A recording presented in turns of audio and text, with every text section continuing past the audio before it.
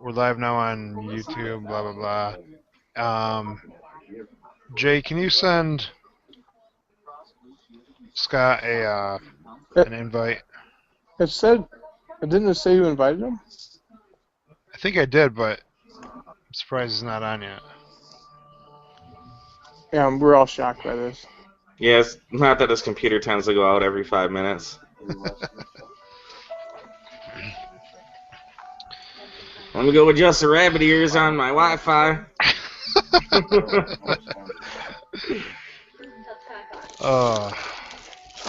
It says you've invited 2 unknown persons. 2 unknown? Ooh. Where do you see that? There's 2 silhouettes at the bottom of my page. Who does it say you invited? I don't see any silhouettes down there. Where does it show that? Who I invited? And does it, with the bottom where it's a picture of me, G-Dub, and you at the bottom of your screen? Are you sure that's not just a smudge on your monitor?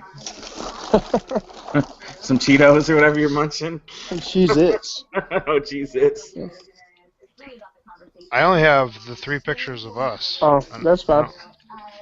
Maybe that's Alan and me. That's Alan and Wally. And it just says unknown.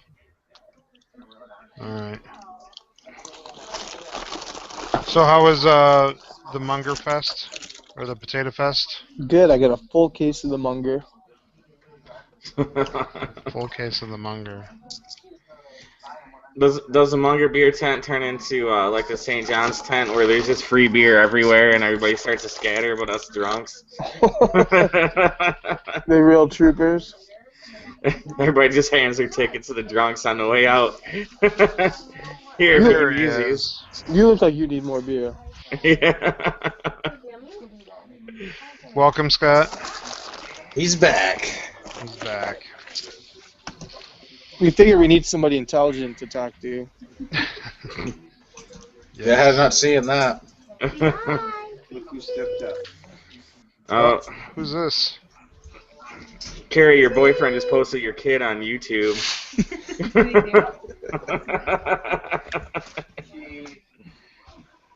What the hell is that? That was Allison's kid, Britt. Oh, let me see him. Didn't you just see him? No, I only heard what was going on. You just had your girlfriend in somebody's face there. I don't know who that guy is. He had a haircut. Cheez-Its. Stand back a little bit. No, you're an asshole. It worked. Love it, man. And Broderick and the mayor are chewing on the Cheez-Its. I don't think he stopped drinking at like 5 o'clock.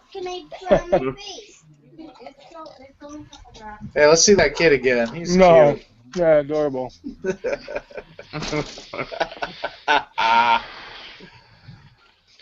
Oh, so beautiful. That's the first time I've seen him outside. Jay? Maybe ever. I see photos of him drinking margaritas outside all the time. $100 he's heading to the pirate ship. He's frozen. His picture's frozen. Well, fucking AT&T. Right.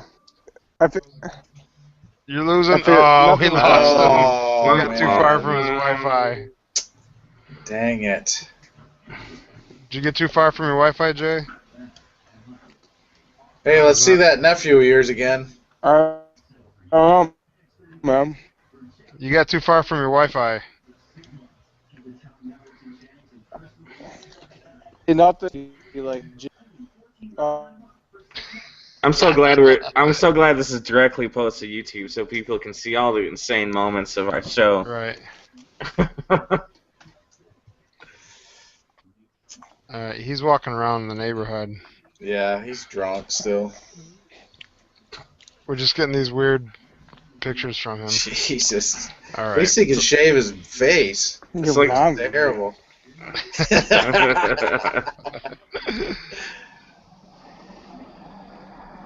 Wait, go back to the frozen one. Hilarious. All right, gentlemen. Today starts our third installment of the Blood Boilers. Mm. I think first on topic. Um, okay, so we're using that Wunderlist. I don't know if you can. Can you guys tell who is actually posting stuff on that? No. Like who posts it? You get alerted when it does happen. I mean, if you just look at the alerts and it just says you got alerted, you won't notice. But if you actually check the alert, it'll say who added it. Oh, okay. I haven't gotten those alerts. I'll have Where? to Yeah, I was gonna say I don't know what check this. my settings.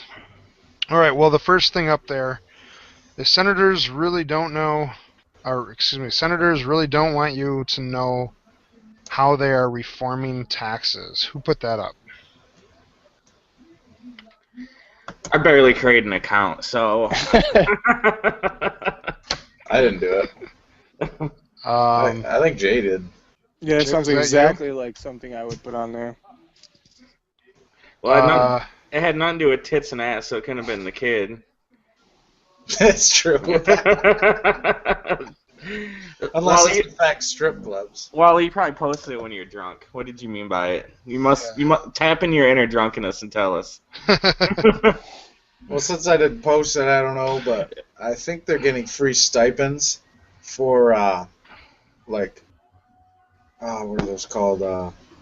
Splat chat and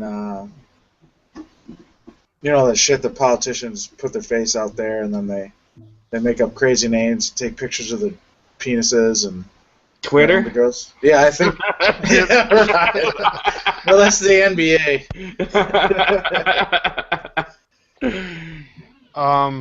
I think what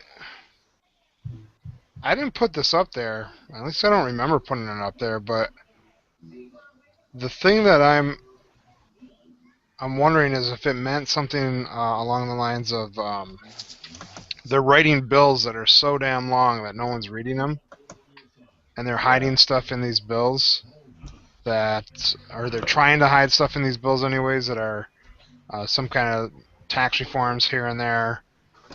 Sounds about right. Who was the senator or congressman? I don't know which.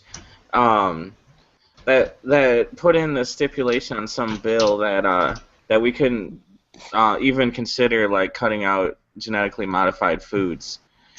It slipped into some random bill silently, without any debate, and passed. So for like 2 years, like consumers can do nothing but genetically modified foods. So they're not allowed to like sue if packaging doesn't say it's on there or something like that. Yeah, it was like pretty Or much hands off. if they have an adverse health reaction I mean, to isn't something because they believe it's genetically modified. right. I mean, Well, this is Is pretty every- interesting. So I don't know who that senator was, who you're thinking of, or who the congressman was. And I think just to be on the safe side, like genetically modified crops are a bad thing in general. But I think the science is still out on that. Like, they That's what haven't I'm been around thinking. long enough for us to really know if they're bad or if they're good. Well, and I mean, what if it? I mean, it mutates in nature. It's like a man-made alteration, you know? You're saying because mutations happen in nature, it's not that big of a deal, or you're saying Well, that's what I'm wondering. The science of it. I mean, Yeah. if it's a big deal, then let's make it a big deal. But if it's not, I always wondered why it would make a difference to. well, my mother-in-law is really opposed to GMOs, and I think it's because of all the hype that's out there about them. So, do you guys know Jim Miller? Yeah. of course, yeah. Okay. So he's a toxicologist, right? And he worked at Colorado State University, and now he works for um, a hospital in Ohio. I asked him this question, what is the concern with GMOs? And, he's got his PhD in toxicology, and he said, well, it doesn't really make sense why there's the fear about them, because what happens is when they genetically modify, what they're doing is they're splicing genes from one thing and putting it into another. But these genes, what they are is just different versions of proteins. and your body absorbs the proteins and breaks them down the same way they would the traditional genes of the plant. And so your body really can't tell a difference from one protein to another. Yeah. And which kind of takes sort of the wind out of the sails of the people who are super opposed to it. I think there are some other political issues involved, like Monsanto's and AMG, and they create these seeds, these plants that are seedless, so they don't Yeah. produce seed at the end of the year. Yep. I think that's questionable, and we should say, okay, well, there should be some limits to GMO. Like, you can't do bullshit stuff like that, but you can, you can make a plant more hardy, or you can make a plant that has more vitamin E or something like that in it. Well, and actually, if the country was run by the people or for the people, you would have, politicians saying, let's outlaw seedless things, like on a mass scale. Because what if a calamity happens, or when it happens, there's all this seed laying around, but it's good for what? One year? I mean, shit's going to hit the fan someday, and we're going to need seeds. Just seeds, man. Right. Yeah.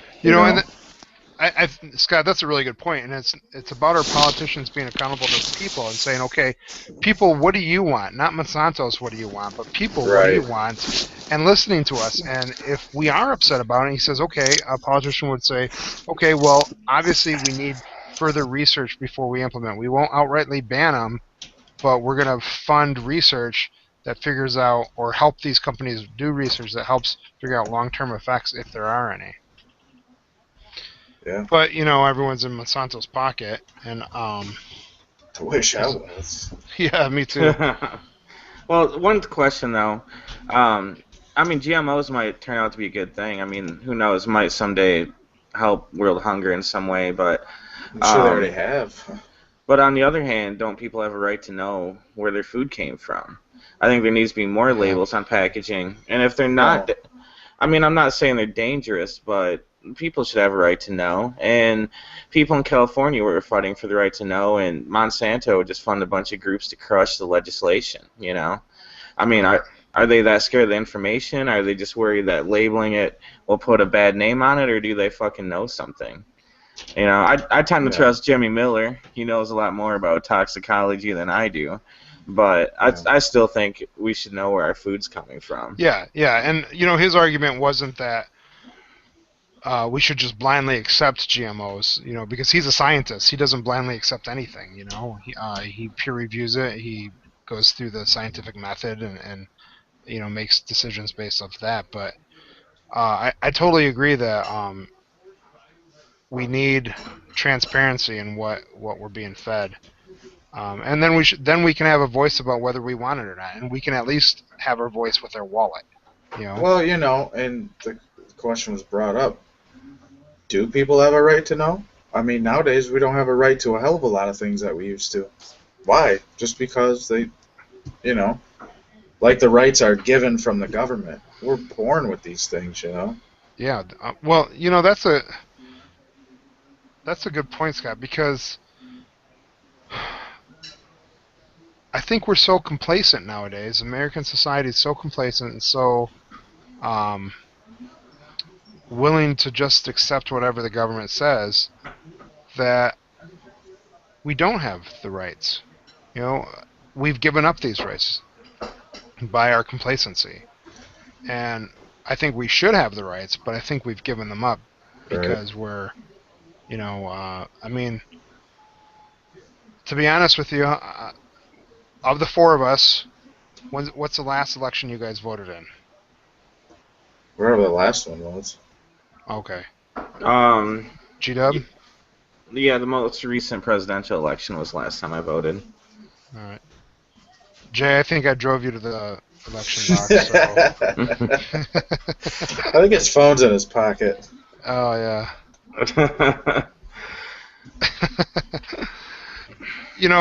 And that's another thing is, we become complacent because politicians hide this shit in their bills. And what was the farm bill that they just, that the House passed or whatever? Oh, the corporate handout? Yeah, it's a 1,400-page bill. Who's reading that? congressional staffers, and that's about it. You know, Right. maybe one or two reporters. I know the NRA is. Yeah, that's true. Yeah. You know, lobby firms, yeah, but the Yeah. general public's not, and the people the general public listen to aren't reading it. Do you really think MLive is reading these reports and following up with articles about what these could mean? Right. Or Fox News in the morning. Right, know? or even the Detroit Free Press, or even the New York Times, or Wall Street Journal. They're not reading these articles. And in fact, there's something in there that's newsworthy. I mean, Right. we're talking about stashing who? riders and bills. Well, I'm saying, I mean, correct me if I'm wrong. I wish I'd do a little more research. I forgot it was fucking Monday today. But, was it not like one of those small attachment rider things that exempted the coal and natural gas industry from the Clean Water Act? I'm dead serious. You I've guys, personally witnessed some of that action. I mean, we have this hydraulic fracking where they're like pouring millions of gallons of fucking unknown chemicals in the earth and fucking. They're not unknown. Oh, I know. the only reason some of them are known is from protesters and people against the shit testing chemicals, and people were saving samples and send them off to researchers. Well, I'm just saying. I mean, they know what they are. Well, yeah, the companies pouring the shit in there know what they are. Yeah. I mean, exactly. And they claim proprietary information, but again, this goes back to what G-Dub was saying about our right to know. Our right to know what's in the environment, our right to know what's in the food. But what's happening is riders, earmarks, and these amendments that are being added to, or addendums that are being added to legislative bills, hide this stuff in very legalese, very hard to follow, very long-winded stuff. Hell, I could write a draft code a tax code on one piece of paper and burn down half the libraries in the United States. Right. We'd still collect the same amount of taxes, So, Yeah. I don't know. All right, well that was taxes. The next question, unless you guys want to keep talking about that, and is there something else you wanted to say about it? Something you're burning inside? No, I'm good. I just want What? I want one of these plum ambassadorships he's handing out. Oh, well, we'll skip to that one, dude. That was number 5 on our list, but we'll talk about that. What's your take on this? I mean, it's been done since the beginning of time, but it'd be nice if you put people who are. I'm sure sometimes it happens, but like campaign managers are getting it. A guy who privately raised, millions of dollars for campaign, he gets something like to England or something like. Mm-hmm. Do ambassadors even matter? That's probably what all the secretary ambassador to England is like. Well, we have the real NSA. guy. We have the NSA collecting data on all the countries in the world, so our ambassadors don't mean a whole lot. That's what I mean. Like, what do they really do if these things are getting handed out to like George Bush made the FEMA head? What was he, like, the Arabian horse? Well, I mean, champion or something. I imagine, okay, so, Aaron Sorkin, you guys know who I'm talking about, the guy who wrote West Wing, and then he's writing Newsroom. Mm-hmm. I know TV the show. Okay, so in a lot of his shows, he deals with ambassadors and stuff like that, and you're right, and he actually used to write he was a chief speechwriter for Clinton, and he was a chief speechwriter for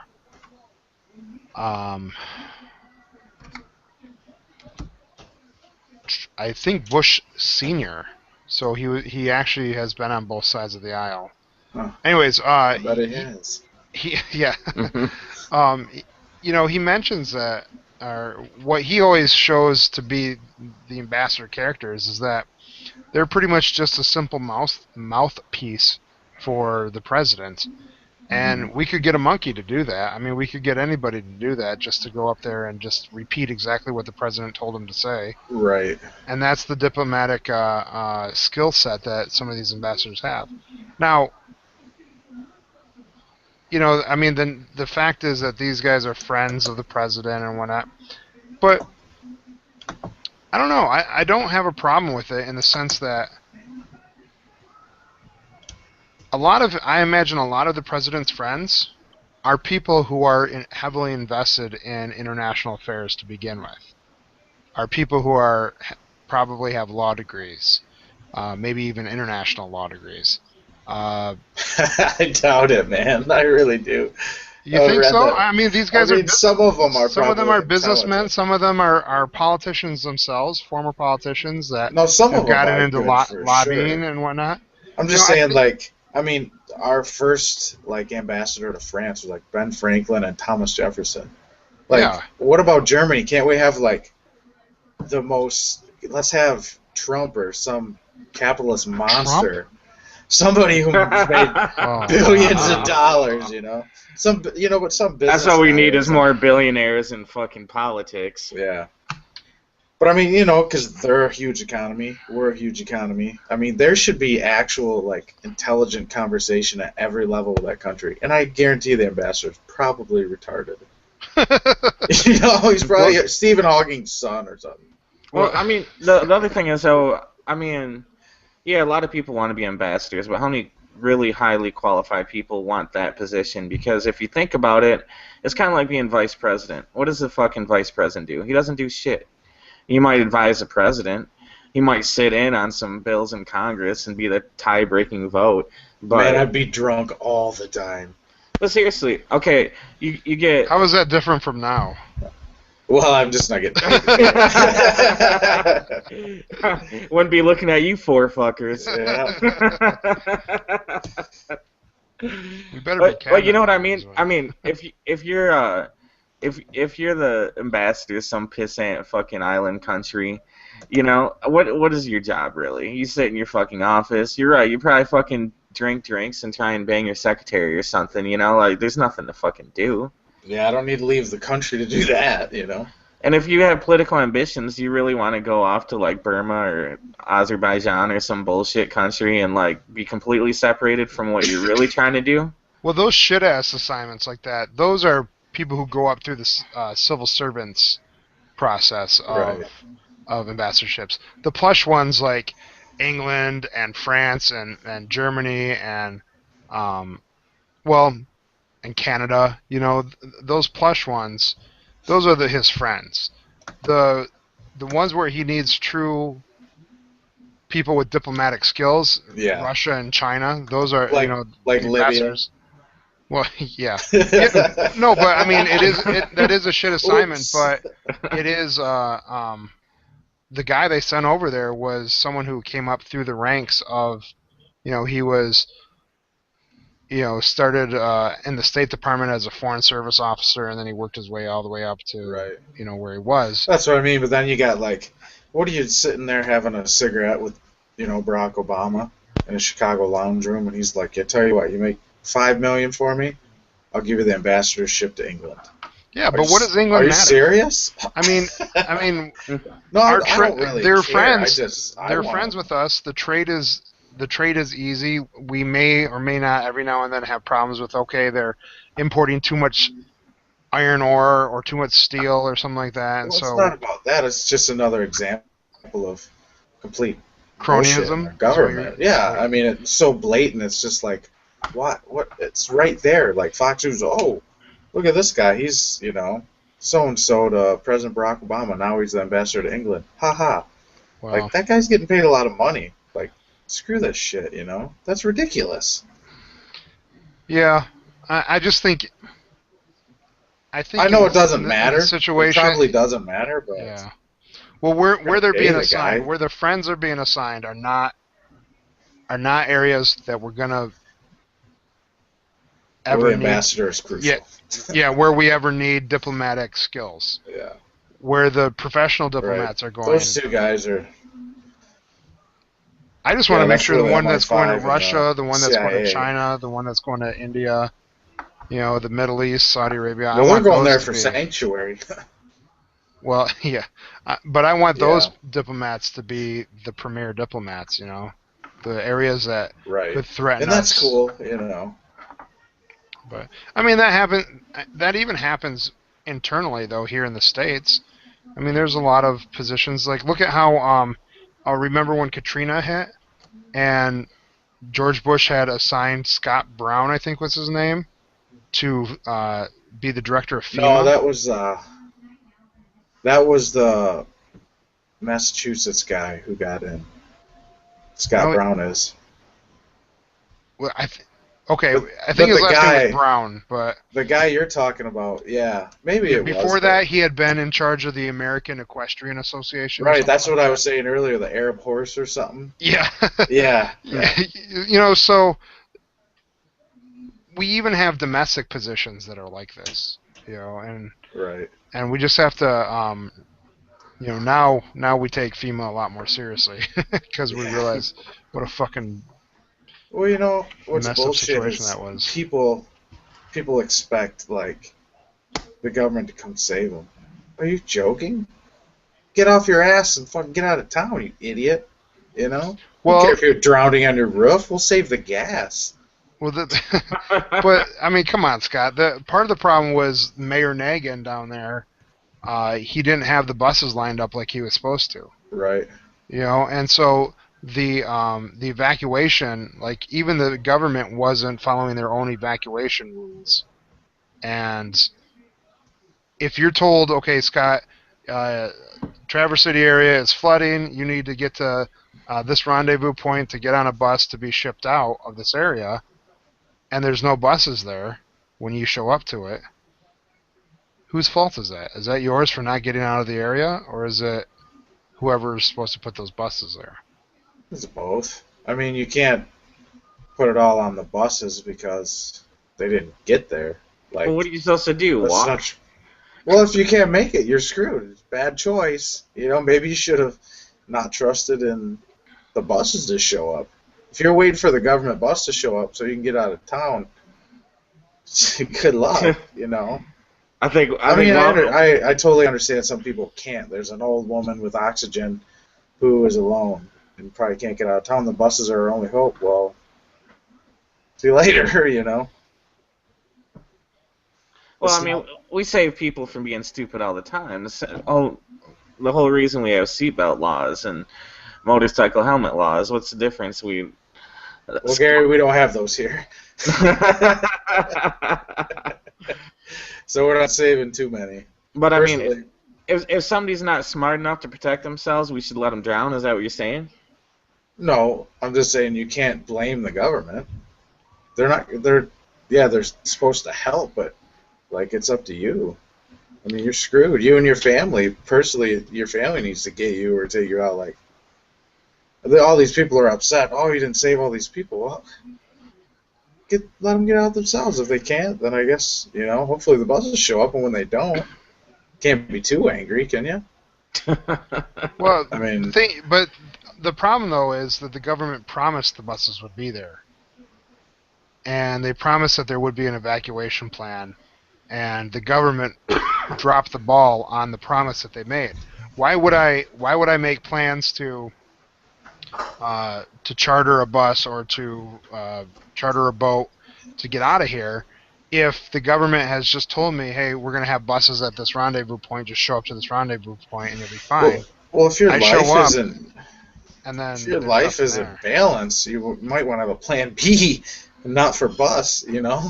Yeah, but also look at the victims too. The people who actually did get screwed. It was the lowest classes, the people who didn't own vehicles, cars. It was the people who didn't have reliable vehicles. You know, ones that could drive them to Texas or to Oklahoma Right. to get out of the path of the storm. I You call it the Darwinians. They just didn't make it. Well, They weren't smart enough to get out. I don't know if it's about intelligence. I think it's about lack of opportunity. I feel like Scott's reading from George Bush's memoirs right now. Now wait a minute. Maybe I could get that picture of him coming in. Remember that picture of him coming in on like a 80 wheeled military vehicle with stacks of water behind him, and he's like pointing around, going through like knee deep water. I'm like 3 days later. I'm like, what an ass clown! I wouldn't even show up. Yeah, I think Or at least do it in a helicopter. I think they shot that photo in front of a green screen in some desert in Arizona. Yeah. No, it would have been about West Texas. Yeah. All right. So employers are cutting full-time employees back to part-time to avoid requirements of Obamacare, otherwise known as ACA, the American or the Affordable Care Act. I have some first-hand experience with this because I was actually the chief negotiator for my union regarding healthcare benefits and everything just this past semester. And one of the fears that a lot of people have was that, okay, so let me just break it down real quick. There's a 30-hour rule, and what it is employers who have 50 employees or more, for every one of them that is 30 hours or more, they have to provide health care. For those who are not 30 hours, they don't have to provide health care. However, they still have a risk of being fined for those that don't get health care that are under 30 hours, because those people may go to the healthcare exchanges and purchase health care. And if they purchase health care through the healthcare exchanges using a federal subsidy, the company gets fined. And the fines end up being about $3,000 a person. So it's pretty substantial, and it actually encourages companies to just offer health care insurance for many of their employees. Now, there's been some testimonial claims that employers have been reducing their hours so they fall under the 30-hour threshold. Because if you're above the 30 hours, your employer has to buy health. Well, it doesn't have to buy it, but has to provide it. So it has to offer health care. They don't mandate what the cost is for the health care, but they do say your employer has to provide it. For under 30 hours, they don't have to provide it. However, if you use health care on the exchange and you use the subsidies, they will get fined for it either way. So, Sounds like a good reason for businesses to stay in the United States. well, That was sarcastic. all of Doesn't yeah, get I it, see what you're just saying. I slips. see what you're saying is that well, they might as well just leave and go to China or India so they can avoid having any employees here at all. But I mean, how is Target going to sell us stuff if they're all over in China? They're just going to go to a warehouse system and ship everything from China to our doorstep. Well, That's I'm not just saying it's like a deterrent for a lot of, for a lot of startups, which might be good, a which is startup would good be for the less than businesses already there. yeah. I mean, the cost of entry goes up, but What jobs are left? startups We've would be we've under already 50 people, so Right. they would be immune to this law until they hit 50 people. So what are the people who don't work for a large company? What do they just have to buy it themselves? So you're just Yeah, you're making the poorest people by chance maybe well, even they would. buy. Yeah. So okay. So the people who So also the way the law goes is uh, you get a fee at the end of the year on your taxes if you don't buy health insurance. If you buy it and you may qualify for a subsidy based on your income, and your income, the way they base it on, is 400% above the poverty line. There is a calculator you can go to, and I forget the website, and I'll find it and I'll post it up so we can all look at it. But the calculator lets you calculate what your subsidy will be, what your income to poverty ratio is, and lets you factor in 2 adults or just 1 adult or whatnot. Because like in my situation, my wife gets health care insurance, but I don't get health care insurance.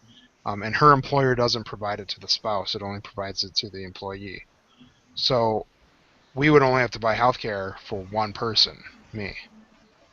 Unless I could get Jay to do a domestic partner, so I could, there you go. just be So on what his happens? insurance. What happens if you don't buy it? Okay, so if I don't buy it, there's a fee at the end of the year, and I get penalized. I think it's close to $200 on my taxes for not doing it. The fee is actually cheaper than buying the insurance. So you're going to see a lot of people just pay the fee. And the Supreme Court, when they ruled that the healthcare was legal, what they said is while it is a fee, it's technically a tax, is what it is. They're calling it a fee, but it's really a tax. And so it's a tax for not having healthcare. It's a non-use tax. You're being taxed not for not using something. For not doing something, you're right. Well, I mean, that's kind of... A tax is like proactive. You only get taxed if you do certain things, which is almost everything, granted. But like, if you do nothing, it's not called a tax. It's pretty much just a penalty. If you do it, you're getting something. If you don't, I mean... Zach, are you referring to yourself as the business owner, or are you talking as you just Zach yourself? Is this a recording? Jay, I'm referring to just me, myself. So I'll get a $200 fee at the end of the year for not buying healthcare. Well, that's funny because at my place of employment, if I choose to not take the health care at my place, I get rewarded $120 a month for not using our company's health care. Right, but so the government then would say, okay, well, since you didn't use theirs, you have to buy healthcare from this exchange, and if you don't buy healthcare from this exchange, we're charging you $200. It's about $200, I think. It's so like my company offers me healthcare. I choose not to take it, so they give me a bonus, and then so I get a bonus from them for the whole year, and then I get my taxes, and then they rate me because I didn't buy the one they wanted. Well, I mean, they're not really raping you because you didn't get health insurance at all. See, what they're really doing is they're fining people for making the insurance pool more risky. Oh, okay. This is so like when I go to the doctor that they're there, you know. Well, yeah. The thing is, younger people like the four of us probably use healthcare way more infrequently than someone who's in their 50s or someone who's in their 60s or 70s. All right, and so because we're not actually participating, we may not actually participate and buy health insurance. We actually make the health insurance pool a more risky pool of people because a larger percentage of the people will get sick on a regular basis. If they make everyone participate, it spreads the risk out much easier, and so it actually lowers premiums for absolutely everybody. If everyone, even the non-sick people, the healthy young people, are forced to buy into the insurance as well. Are they using Michigan's auto insurance no-fault state as a business model for this? You know, it really is. That's really what they're doing is creating a no-fault insurance where if you want to drive, you have to have insurance in Michigan. Well, you're supposed to, legally. And you're right, Jay. That's how they're kind of modeling this is based off of spreading the risk out as much as possible and hoping that brings down insurance premiums. So, if I want to walk around and breathe and just be a human being, it'll cost you $200. That's what I mean. Like, where have I become like a serf? How do they can just decide what they want to do with me based on your sole existence though is making life harder for the rest of us. Amen. I'm making it easy. No, I'm being facetious here, but what's happening is you're going to go to the doctor and you're going to use Medicaid because you don't have a job and you don't have any kind of income. And the fact that you had to use Medicaid is a burden on us, and so we need to figure out a way to get some money out of you to relieve that burden. Well, so is educating stupid children. They're not my kids. Why the hell should I have to pay for them? Because you know what I mean? They end up eventually hopefully Robbing getting you, holding getting a you degree. up, and going to prison. No, hopefully they get a high school degree or a college degree, and they become consumers and they buy things, which helps the economy. And by the economy being better means possibly more jobs being created, which means maybe you'll get a job. Sounds like way too many smoke and mirrors for me. Sounds like, yeah. Jay, you have insurance, so you have nothing to worry about. You're not going to get fined. You're not.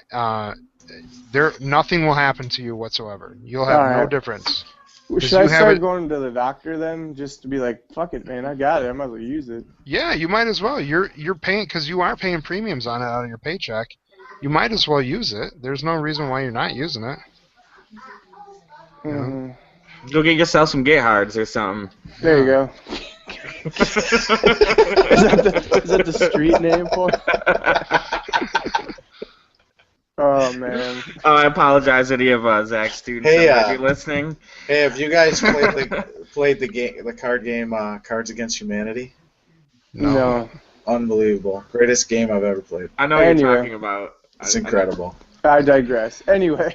What is it? Is it a card game or is It's it a like Risk or huge deck something? of cards, like just huge, like a big old nothing but cards, and some are black, and most of them are white, and they just have phrases or words. Like one black card might say, "What was Michael Jackson's last thought?" And you have everybody who's there has 7 to 10 cards from the white deck, which has anything terrible things on it, like frozen fetus or jerking off into a pool of children's tears or Oh, jeez. politicians' names, like anything under the sun. And you have to answer those questions, and then whoever had the card and read the question gets to decide, the way we play, gets to decide who won.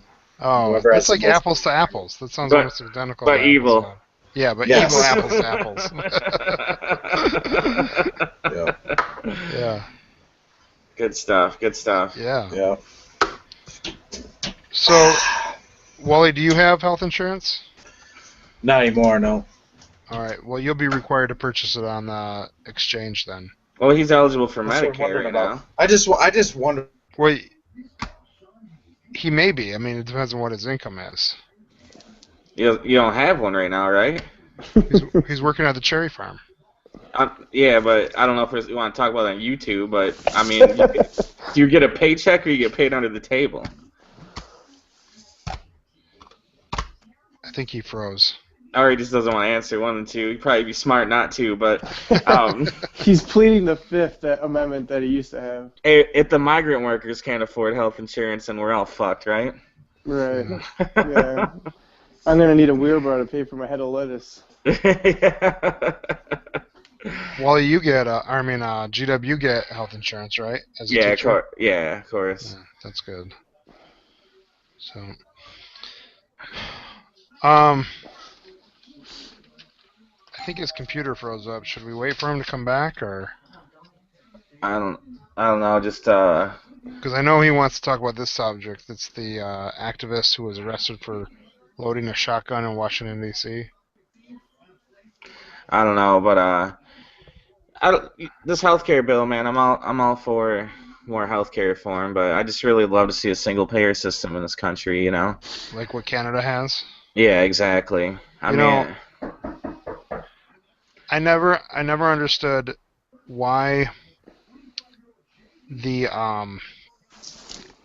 businesses of America haven't just demanded that the government do that and take insurance off of their hands altogether. You know, imagine how much money the city of Detroit or Ford or IBM or GE could save by not having to pay any health insurance whatsoever, and just maybe paying a 5% tax or something like that, higher than what they are.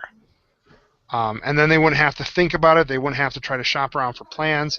They wouldn't have to negotiate with unions over which, whether toenail removals will be included or not, things like that. And it just doesn't make any sense for me why this doesn't happen and just have the businesses push it off onto the government to deal with. yeah, I don't know. It's got to be the health insurance lobbyists and all the money going in Washington from them. I can't imagine any other reason why we prop up this like really just Yeah.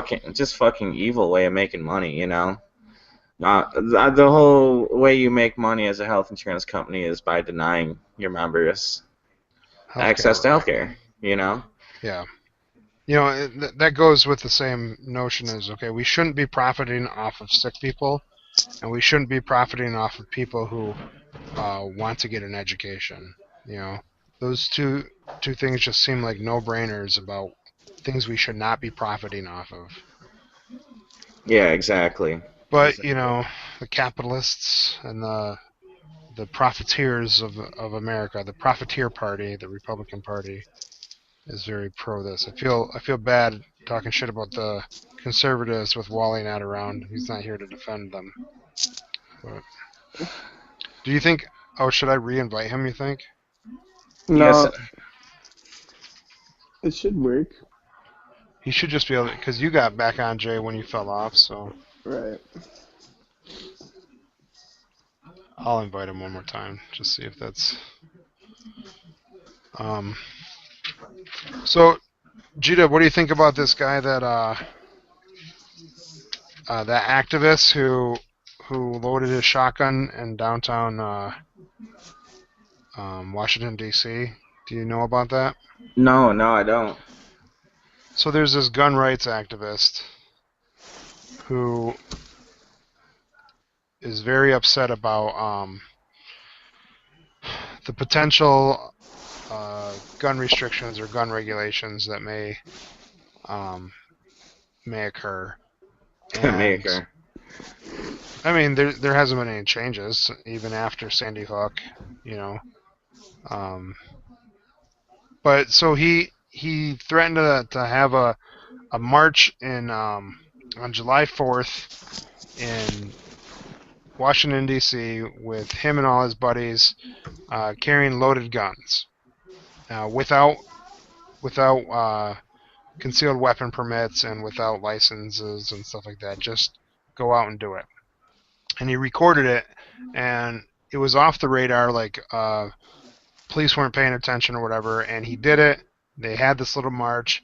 He even loaded a shotgun on the YouTube video right down there and threatened to take care of Obama. Next revolution is what he said.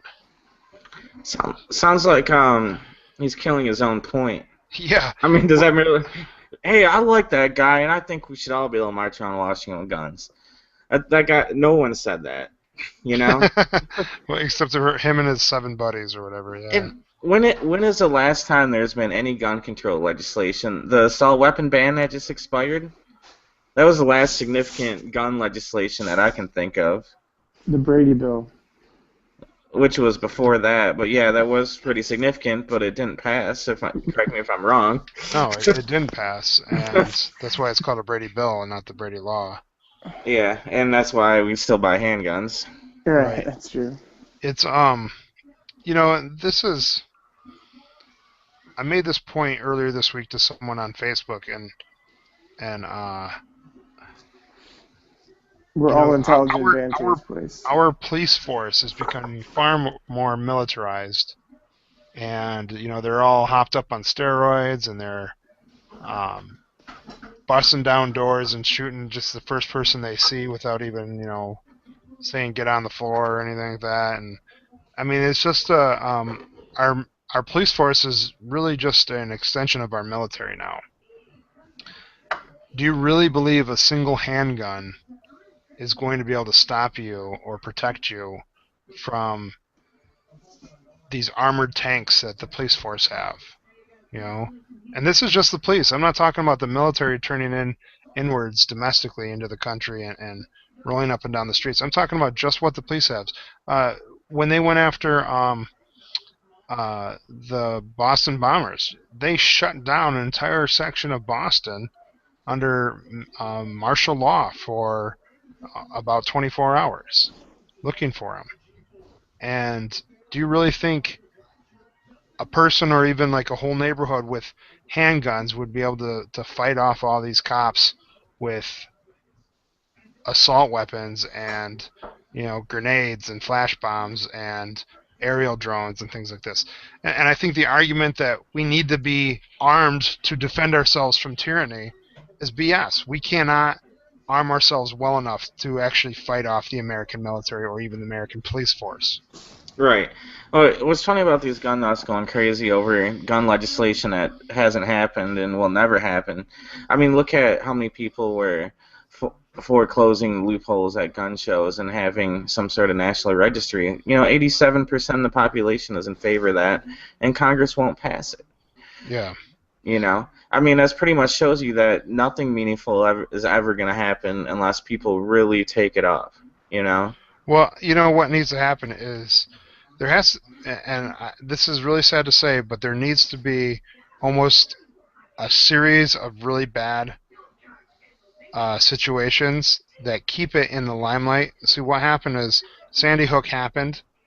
4 months later, the Boston Marathon thing happened, and no one was thinking about Sandy Hook anymore. I wasn't Sandy the Hook hasn't been in the news for like 2 months now. And so people forget about the tragedies that handguns and assault weapons cause. And I think the only way to keep it in the minds of people, and this is a horrible thing to say, is if there's another tragedy. If there's a tragedy that happens, and then a tragedy happens right after that, and then like maybe even a third tragedy. And God forbid this ever happens, and I hope to God this never happens. But if we are a reactionary society. We're not a proactive society, and we're not going to do anything until shit goes downhill. Yeah, I mean, you talk about Sandy Hook. There was the theater shootings at the premiere of Batman. Right. And Aurora, Colorado. Yeah, but what about the 300 people that die in Detroit from gun homicides every year? There's people that in the majority of the large cities in this country, somebody dies every day from gunshots. 36,000 people die every year from gunshot wound in the United States. Now, the vast majority of them are self-inflicted. They're suicides. I think it's something like 20,000 of those are suicides, and about 16,000 are actual homicides.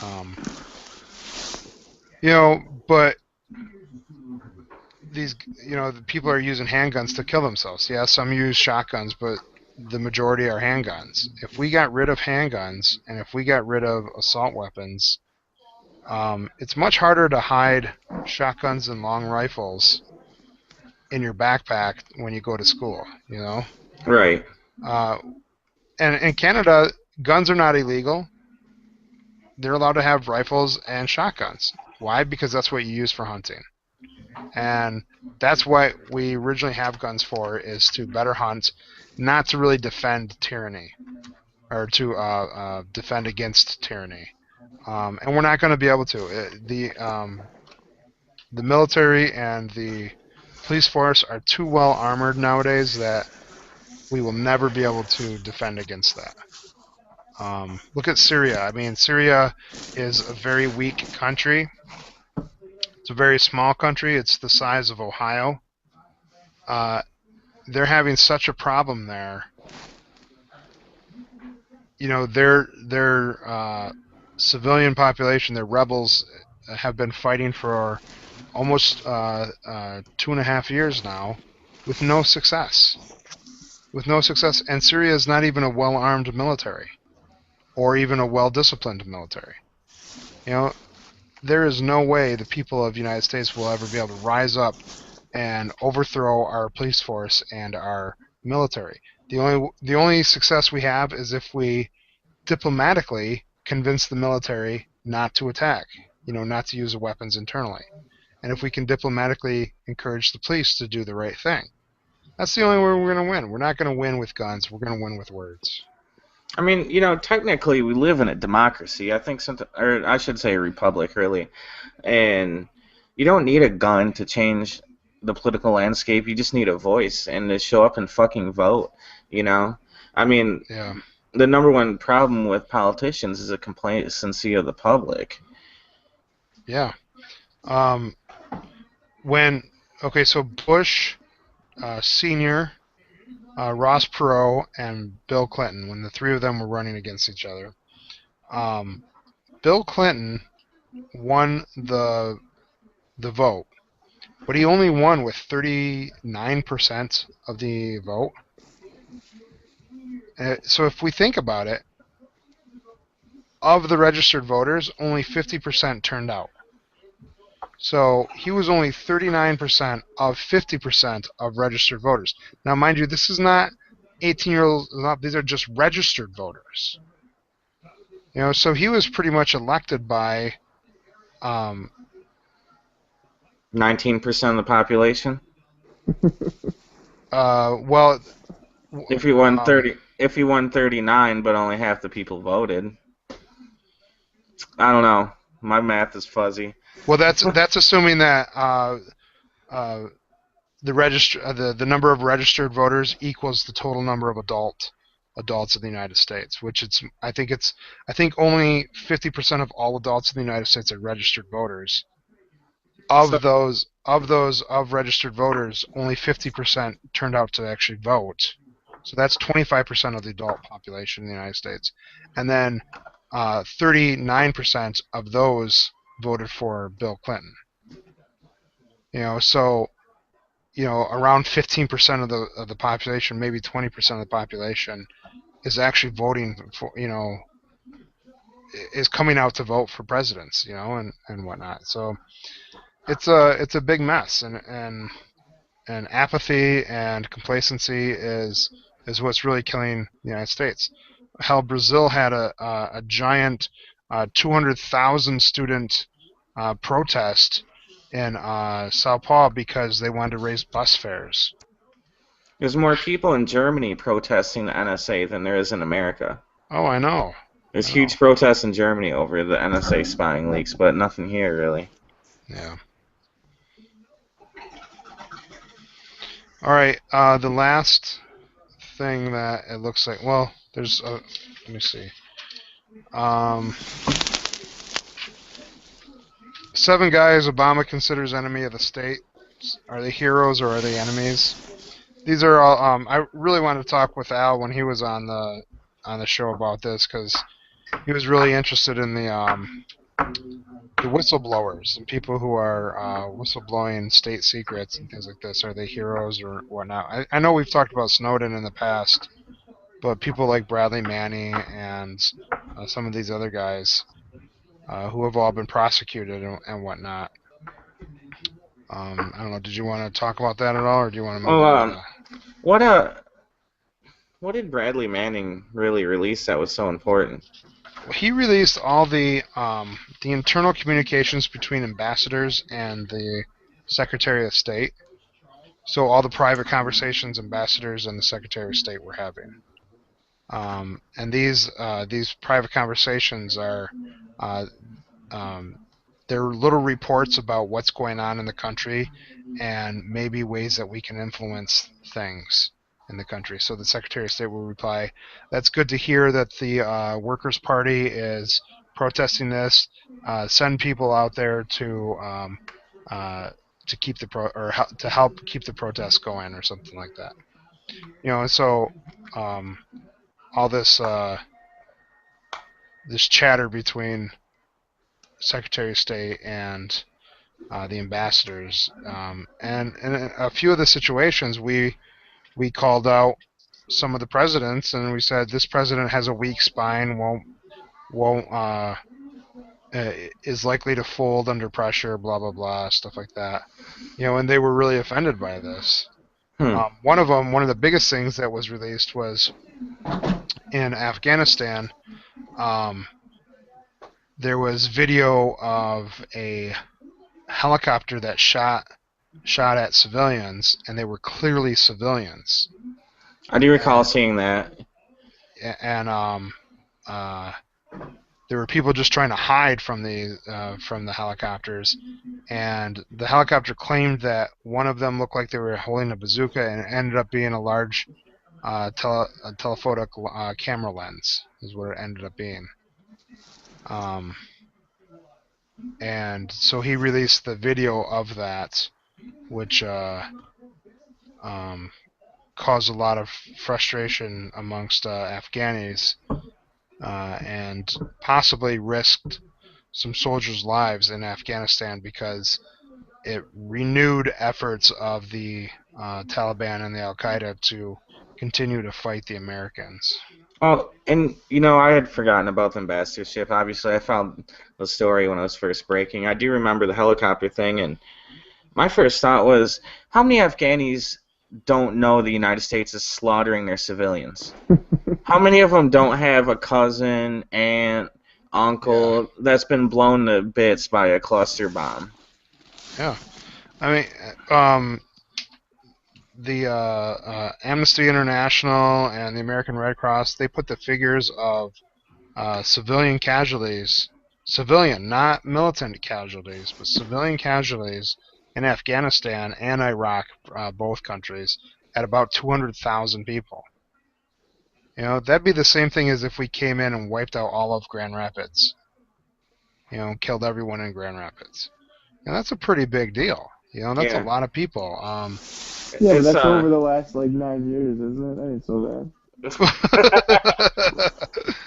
Well, that's a good point, Jay. It's actually been almost 11 years, so it's been about 20,000 a year.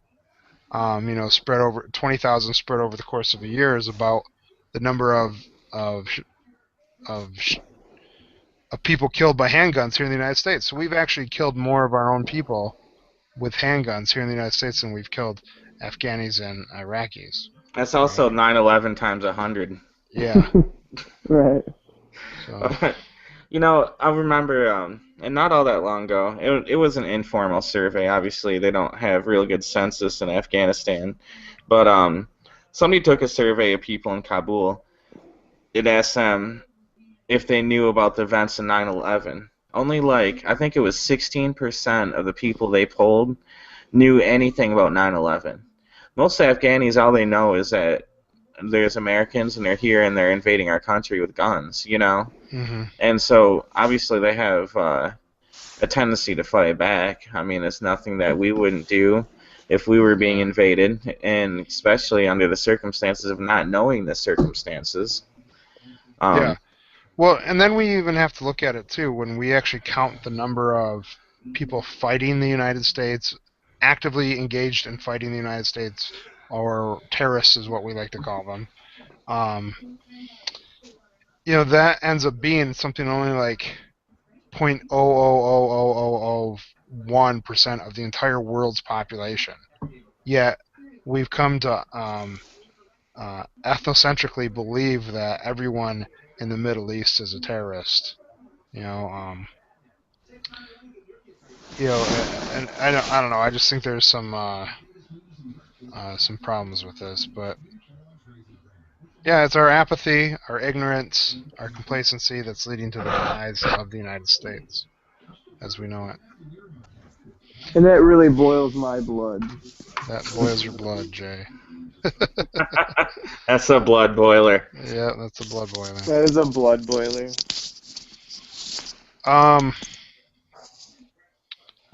Well, I think I don't know. I can't tell how long we've actually been on doing this. Over an I will hour. tell you.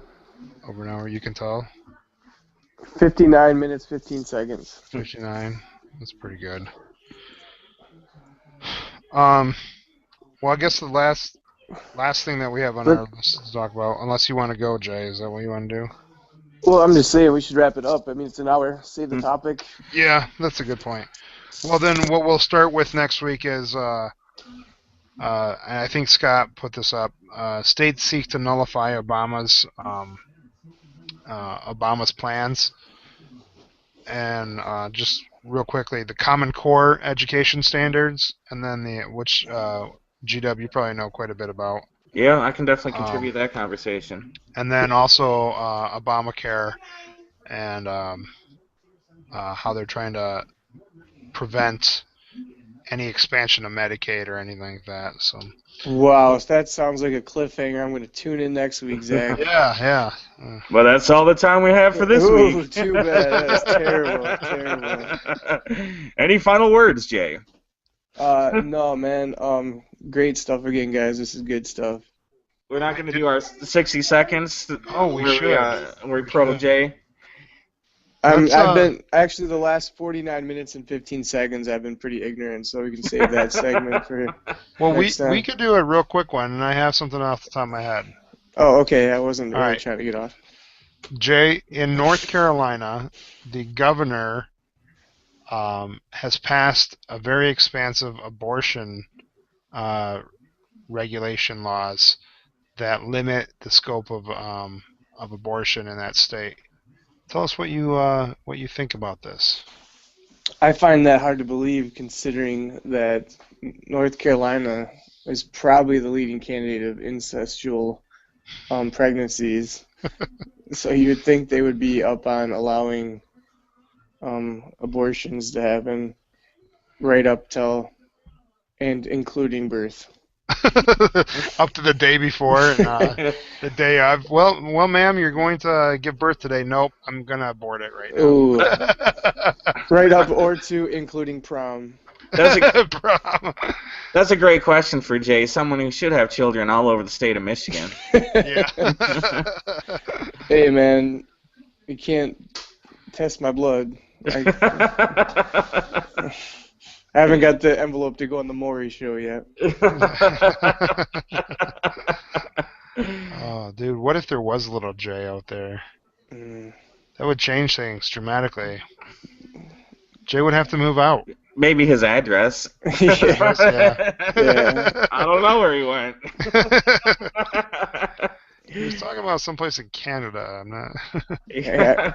Is Canada an not extraditable state? Well, I don't think they can extradite you for child support. So. Oh, phew. That's why you're paying Canadian dollars. It's not even like real money. Other than that Monopoly money. Yeah, you're right. All right, gents. I think that about wraps it up.